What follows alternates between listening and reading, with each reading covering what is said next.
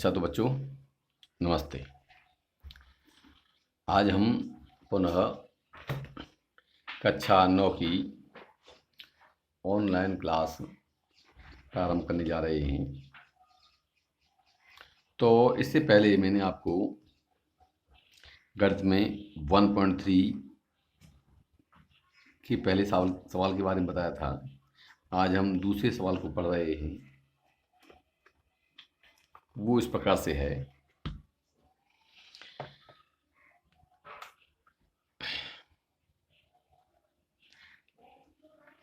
आपको जानते हैं कि 1/7 बराबर 0.142857 बार है। वास्तव में लंबा भाग दिए बिना क्या आप यह बता सकते हैं कि 2/7, 3/7, 4/7, 5/7, 6/7 की दशमलव प्रसार क्या है? यदि हाँ तो कैसे? तो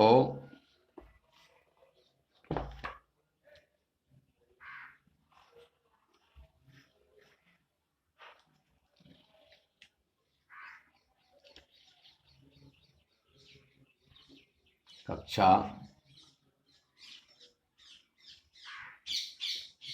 9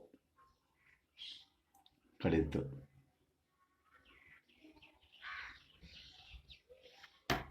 और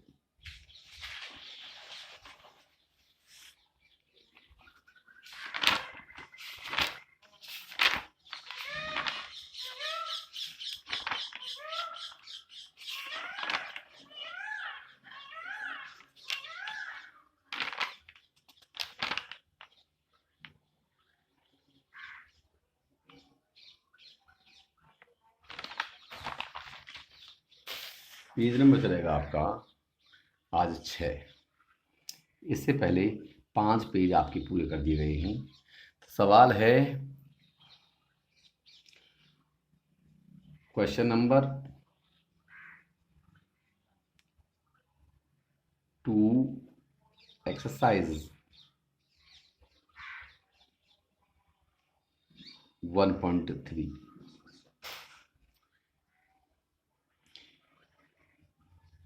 यदि 1/7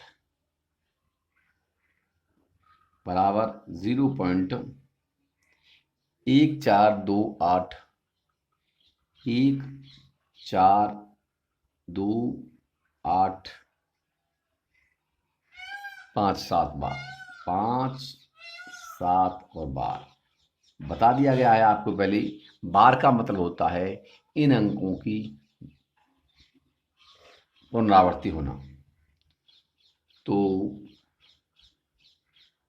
हम इनमें से जो दे रखे हैं यहाँ पर मान निकालने के लिए 2/7, 3/7, 4/7, 5/7 और 6/7 इनमें से किसी एक का मान निकालेंगे और वो है आपका हम निकालेंगे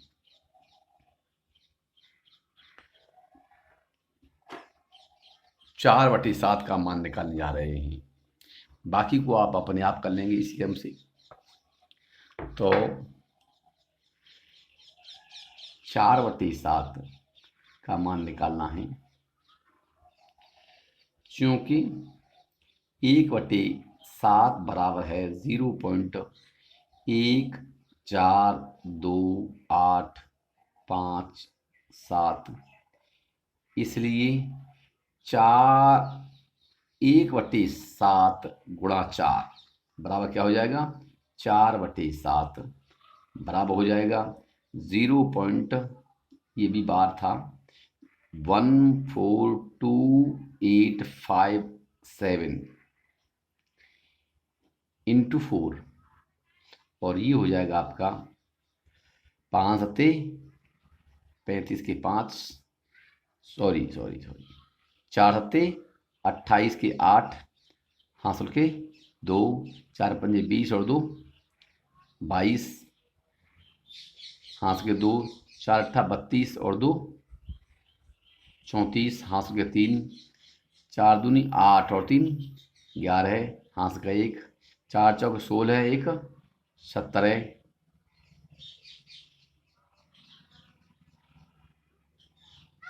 और 4 एकम 4 1 5। दोबारा चाली कर लेते हैं। 4 7 28 के 8 हाँस के 2, 4 पंजे 20 और 2 22, 4 8 32 और 2 34 हाँस के 3, 4 दूनी 8 और 3 11 हाँस का 1, 4 चौक 16 1 17 हाँस का 1, 4 एकम 4 और 1 5। दशमलव लग गया यहाँ पर 0 और ये बन गया 12। तो यही आपका क्या होगा, उत्तर होगा। अब हम अगले प्रश्न को पढ़ते हैं। वह प्रश्न है, ऐसे ही हम 2/7 के लिए जो दिया गया है 1/7 का मान, उसमें 2 का गुणा कर देंगे। 3/7 के लिए 3 का कर देंगे। 5/7 के लिए 5 का कर देंगे और 6/7 के लिए 6 का कर देंगे। अब है निम्नलिखित को P/Q के रूप में व्यक्त कीजिए, जहां P और Q पूर्णांक हैं तथा Q is not equal to 0।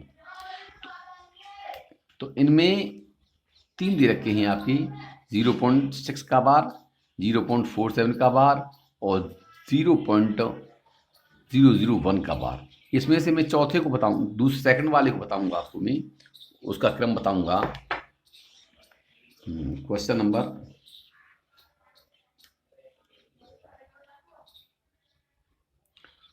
Question number है आपका ये 3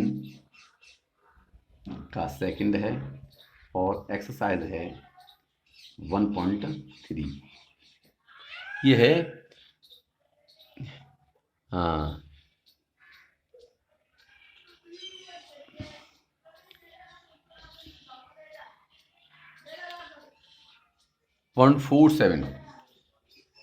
0.47 का बार, केवल 7 का बार है, को P/Q के रूप में लिखना।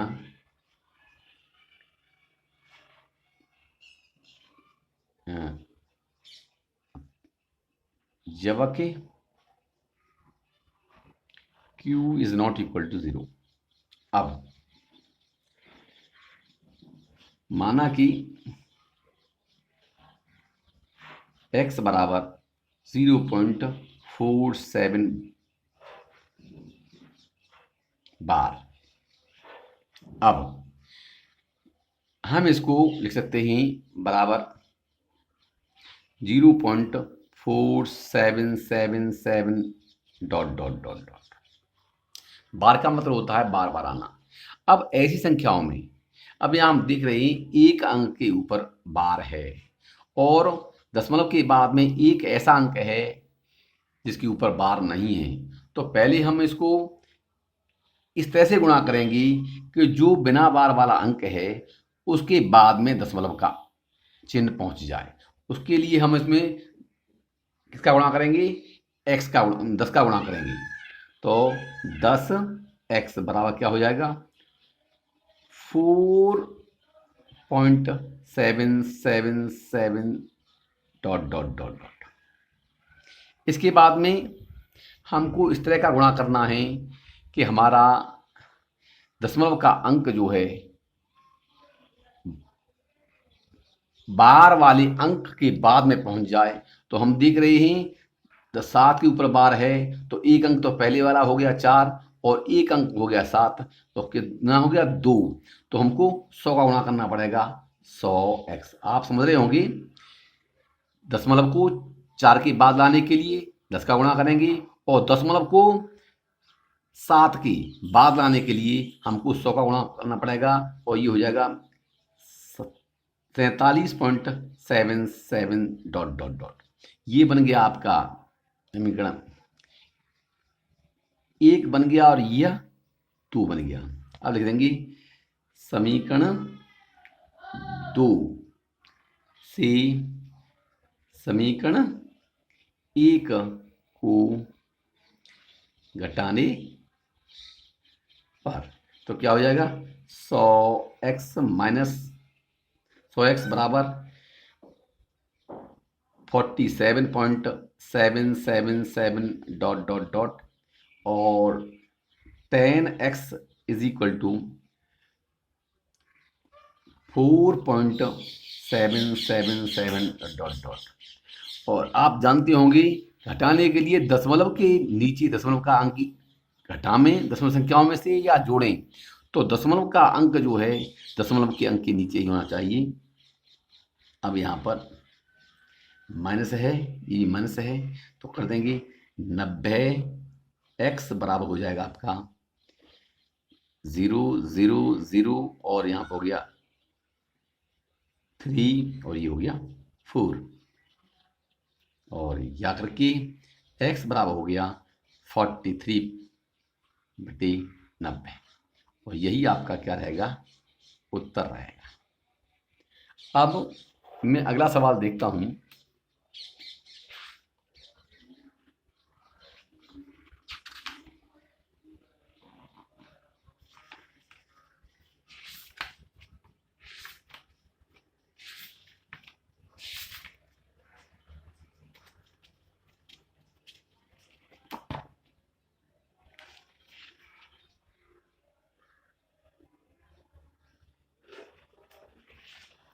अगला सवाल है आपका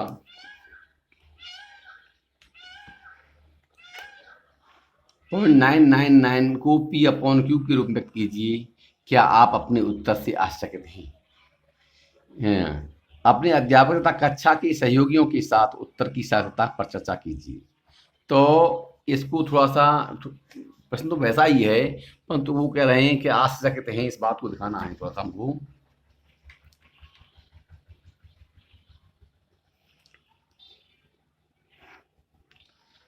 क्वेश्चन नंबर 4 एक्सरसाइज 1.3 माना कि x बराबर 0.9999 डॉट डॉट डॉट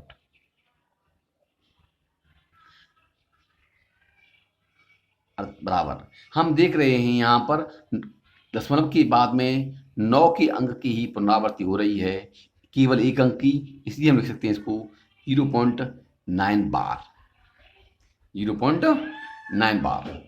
अब हम देख रहे हैं कि यहाँ पर दशमलव के बाद में बार वाला ही अंक है, कोई बिना बार वाला अंक नहीं है, तो हम इसको कर सकते हैं।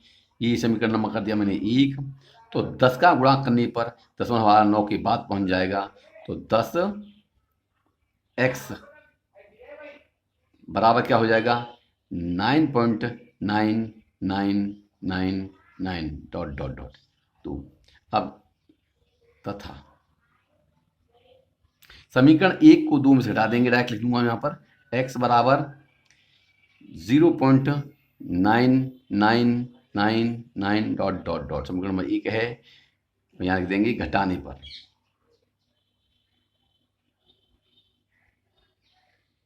यहाँ पर लिख सकते हैं हम घटाने पर ये माइनस हो गया, ये माइनस हो जाएगा, तो कितना हो गया 9x बराबर 0 0 0 0 और यहाँ पर 9 और या करके हो गया हमारा x बराबर हो गया 9/9 और ये बराबर हो गया हमारा 1 और ये क्या हो गया हमारा उत्तर हो गया। अब उत्तर से चूंकि 0.9999 का मान 1 हो गया है, अतः यह आश्चर्य करने की बात है।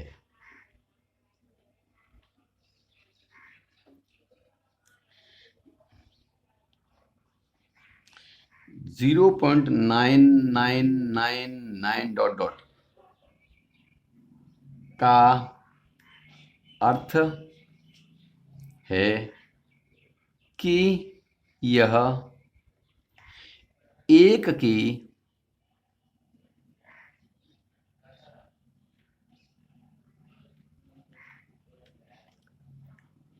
अति निकट है। इसके बाद में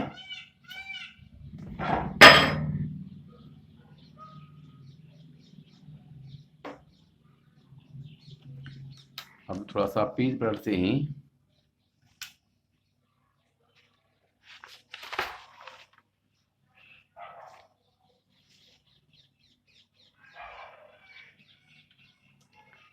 पेज नंबर था पहले वाला 6 और ये हो गया आपका पेज नंबर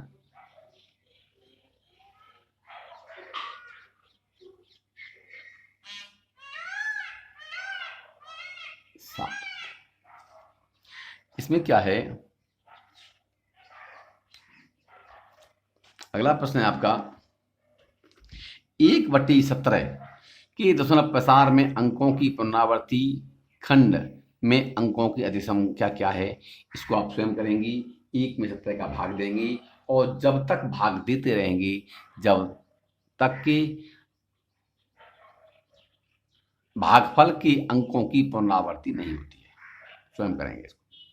इसके बाद में छठा प्रश्न है P/Q Q is not equal to 0 के रूप की परिमेय संख्याओं की अनेक उदाहरण लीजिए जहां P और Q पूर्णांक हैं जिनका एक के अतिरिक्त अन्य कोई उभयनिष्ठ खंड नहीं है और जिसका शांत दशमलव निरूपण है। क्या आप यह अनुमान लगा सकते हैं Q को कौन सा गुण अवश्य संतुष्ट करेगा। अब प्रश्न क्या कह रहा है कि जिसका एक के अतिरिक्त अन्य कोई उभयनिष्ठ गुणनखंड नहीं है और जिसका शांत दशमलव निरूपण है। शांत दशमलव निरूपण है, हम जानते हैं ऐसी परिमेय संख्या जिसका दशमलव प्रसार शांत होता है उनके लिए यह निश्चित है उनका हर जो है हर है। इसका मतलब Q का मान जो है 2 की घात के रूप का या 5 की घात के रूप का या 2 और 5 दोनों की घात के रूप का होना चाहिए। आपका यही उत्तर होगा। इसको पहले में लिख दिया है। इसके बाद में 3 ऐसी संख्याएं लिखिए जिनकी दशमलव प्रसार अब अनवसानी अनावर्ती हैं। इसका मतलब क्या है, दशमलव प्रसार कैसे ही अशांत हैं और अनावर्ती हैं। इसके लिए आप कोई भी संख्याएं लिख सकते हैं जो कभी खत्म न होने वाली हों परंतु जिनमें दशमलव के बाद में अंकों की पुनरावृत्ति न हो। इसके लिए उत्तर आपका मिलना कोई आवश्यक नहीं है, कोई भी संख्या लिख सकते हैं हम।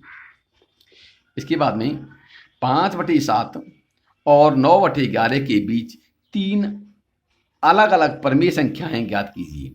तो ये तीसरा प्रश्न, ये 7वां प्रश्न और 8वां प्रश्न लगभग अलग मिलते जुलते हैं तो मैं 8वें प्रश्न को कर रहा हूँ। 5/7 और 9/11 के बीच 3 अलग अलग परिमेय संख्याएं। क्वेश्चन नंबर है आपका ये 8 एक्सरसाइज 1.3।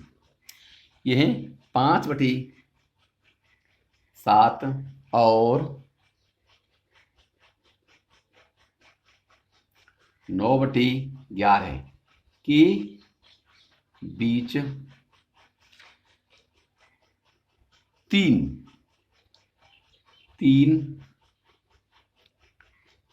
अपरिमेय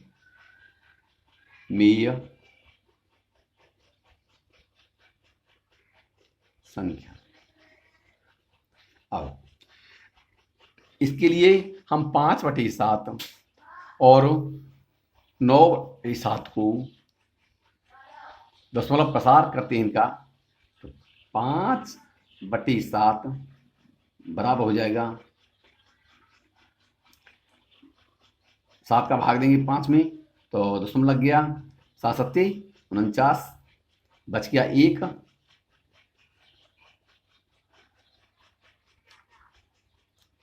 और 7 एकम 7, बच गया 3, 7 चौक 28, बच गया 2, 7 दूनी 14, बच गया 6, 7 अट्ठी 56। यही क्रम आपका आगे चलता रहेगा। ऐसे ही 9/11 करेंगे तो हम 10 लग गया, 0 बढ़ा देंगे, यहाँ पे भी 0 बढ़ा देंगे, तो क्या हो गया 11 8 88, 2 बच गया 20 हो गई, 11 एकम 11, 9 बच गया, 11 8 88,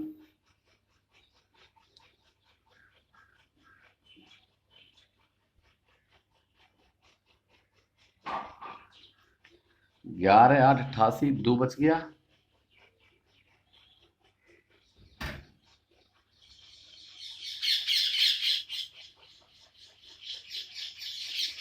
11 कर देंगे, 11 90 हो गया, 11 88, 2 बच गया, 11 एकम 11, 9 बच गया,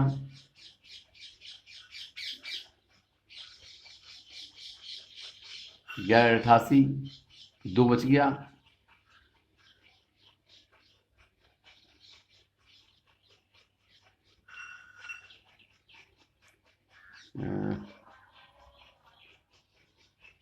9/11 है, तो 11 का 9 में भाग देंगे, 11 का 9 में भाग देंगी तो 11 8 88, 2 बच गया, 0 बढ़ गई, और यहाँ देता हूँ मैं इधर को 9 भागित 11 है, 10 में लग गया, 0 बढ़ गई, 11 11 8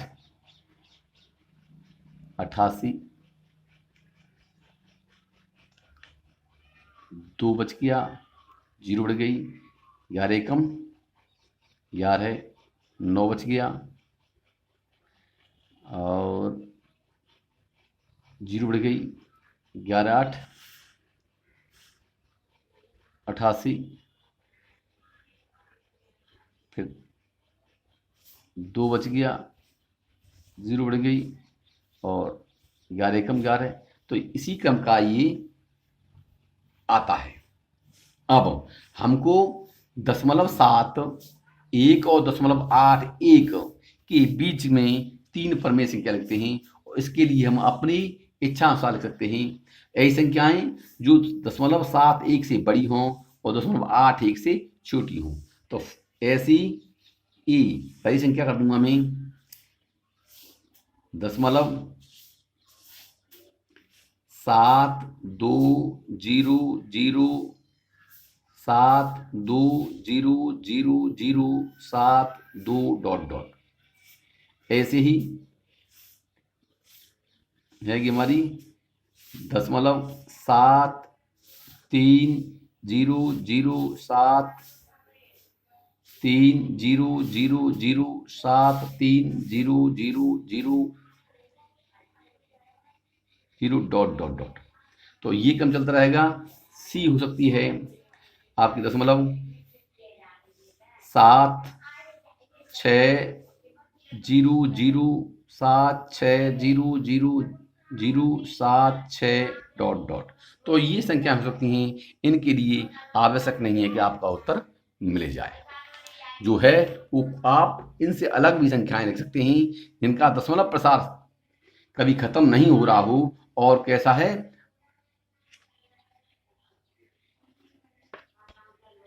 अनावर्ती हो।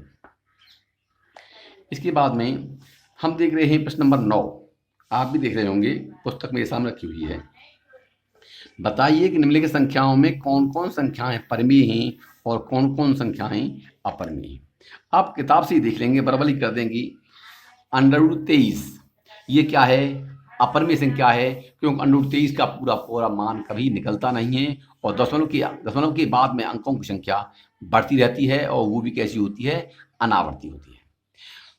यह है √225। √225 का वर्गमूल होता है 15, तो यह कैसी संख्या है? परमेय संख्या है। यह 0.3796, ये दशमलव के बाद में दशमलव प्रसार कैसा है इसका? शांत है। और ऐसी संख्याएं जिनका दशमलव प्रसार शांत होता है वो क्या होती है? परमेय संख्या होती है।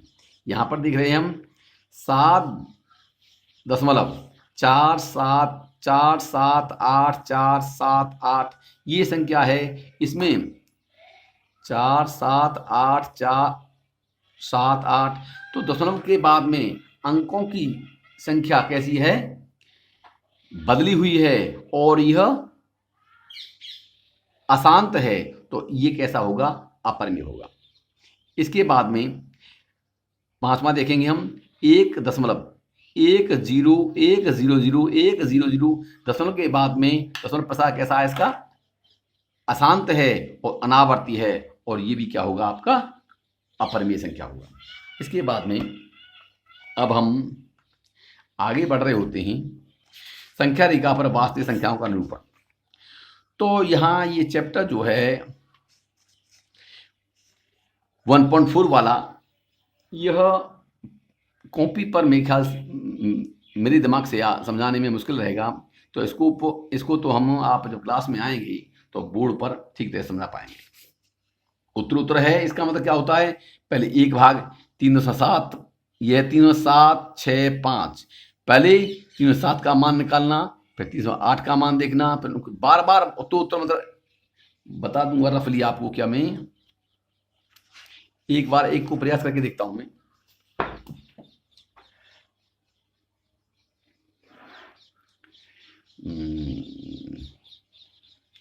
क्वेश्चन नंबर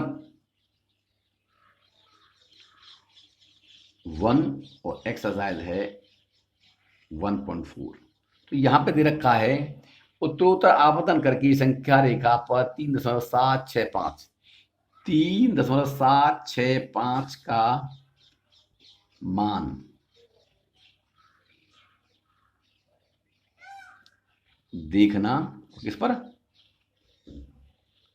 संख्या रेखा पर। अब ये संख्या रेखा होती है एक ऐसी रेखा जिसके मध्य में क्या होता है, शून्य होता है, और बाईं ओर ऋणात्मक चिन्ह और दाईं ओर धनात्मक चिन्ह होते हैं। जैसे ये हो गया 1 2 3 4, 1 2 3 4, -1 -2 -3 -4, 1 2 3 4। इसके बाद में अब हम देख रहे हैं तो 3 और 4 के बीच में 10 भाग पुनः होते हैं। 1 2 3 4 5 6 7 8 9, 10 भाग हो गए। शायद इनको आप मुश्किल से देख पा रहे होंगे। तो हम देख रहे हैं 3.7, 3 का तो मान हमारे यहाँ पॉइंट 3 तक आ गया। इसके बाद में यह ए बिंदु दे दिया मैंने, ए पर आ गया 3 और बी पर आ गया 4। अब हम देख रहे हैं 3.7, तो 3 के बाद में 7 अंक गिनेंगे, 1 2 3 4 5 6 7, 7 अंक आपका ये है, और इसका मान जो है 3.76 है, 7 से कुछ अधिक है। तो यहां पर हमको ये 3.7 हो गया और ये 3.8 है। इसका मान 3.7, इसका मान 3.8। अब हमारा 3.76 का मान जो होगा वह पुनः 307 से क्या होगा, बड़ा होगा, और 308 से क्या होगा, छोटा होगा। अब यहाँ ये मान रहे होते हैं, हमने ये ले लिया हमारा अगला बिंदु क्या है हमारा, ये है हमारा 3.7 वाला बिंदु है, और ये 3.8 वाला बिंदु है। अब इसको पुनः 10 भागों में बांटेंगे हम, 1 2 3 4 5 6 7 8 9, 10 भाग हो गई। अब ये यहाँ पर ये पूरा 10 भाग हो गया। हम देख रहे हैं इसका मान क्या है, यहाँ पर ये सी हो गया, यह डी हो गया, सॉरी यह ए वाला भाग है, यह बी वाला भाग है, वही ए बी नहीं करेंगे, सी करो, ये सी है और ये डी है। अब यहाँ का जो ये भाग है इसको मैंने सी कर दिया और ये कर दिया डी, सी को यहां दिखा दिया और डी को बड़ा करके, आवर्धन करने का मतलब होता है बड़ा करना। तो यह बिंदु जो है 307 वाला यहां आ गया और 308 वाला ये बिंदु आ गया। अब इसके बीच में पुनः 10 भाग हैं, तो हमको देखना है कि हमारा मान जो है 307 से बड़ा है और 308 से छोटा है। तो हम इसके बाद में पॉइंट है हमारी, इसके बाद में 30765, हमको 7 6 देखना है, 7 6 7 6। तो 6 के लिए 1 2 3 4 5 6, ये हो गया 3.76 और ये क्या हो गया 3.77। तो हमारा मान है, किताब में देखो आप, हमारा मान है 3.765। इसका मतलब मान हमारा 3.76 से बड़ा है और 3.77 से छोटा है, सासा छोटा है। अब पुनः इसको ये कर दिया मैंने आपका ई, और इसको यहां दिखा दिया, ये कर दिया एफ। तो यह बिंदु जो दे रखे हैं 3.76 वाले और 3.77 वाले, इसको मिला दिया, यहां बड़ा कर दिया, थोड़ा आवर्धन कर दिया और इसको पुनः 10 भागों में बांट दिया। 1 2 3 4 5 6 7 8 9, छोटे बड़े हो गए भाग, कोई इस बात नहीं है। ये हमारा बिंदु है हमारा 3.76 और ये बिंदु हमारा 3.77। हमारा मान है 3.765। अब 5 7 6 5 में एक, यहाँ 1 2 3 4 5, ये मान जो होगा, ये मान है हमारा, ये क्या बोलेगा 3.75 7 6 5, ये मान है बिंदु, इसको कह देंगे पी। तो संख्या रेखा पर ये बिंदु जो होगा बिंदु पी 3.765 को व्यक्त करेंगे। ऐसा इसलिए करते हैं क्योंकि यहाँ पर 1 भाग के 10 भाग किए और उसमें से 1 भाग के पुनः 10 भाग करने होते हैं, फिर उसके छोटे भाग 10 भाग, छोटे खाने के फिर 10 भाग करने होते हैं। इसको बोलते हैं उत्तरोत्तर, मतलब क्रम से एक के बाद में एक, एक के बाद में एक, लेंस के माध्यम से इसको बड़ा करके देखना, ये व्यवस्था होती है। ऐसे ही अगले प्रश्न को कर लेंगे आप। ये क्या है, 4 दशमलव स्थानों तक संख्या रेखा पर 4.26 बार का मान ज्ञात कीजिए। यहां पर संकेत ही करूंगा केवल, यहां पर क्वेश्चन नंबर 2 एक्सरसाइज 1.4 4.26 बार का इसका मतलब होता है बराबर 4.2626, 4 अंक इसका मान। तो ऐसे ही इसका मान उत्तरोत्तर आवर्धन के द्वारा आप ज्ञात करेंगे।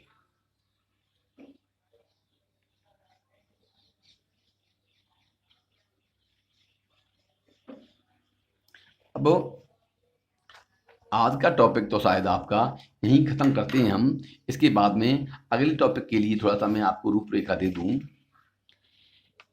इसमें सबसे अगले वाले चैप्टर में सबसे मेन जो बात हो रही होती है वो आपको निकालना है √x का मान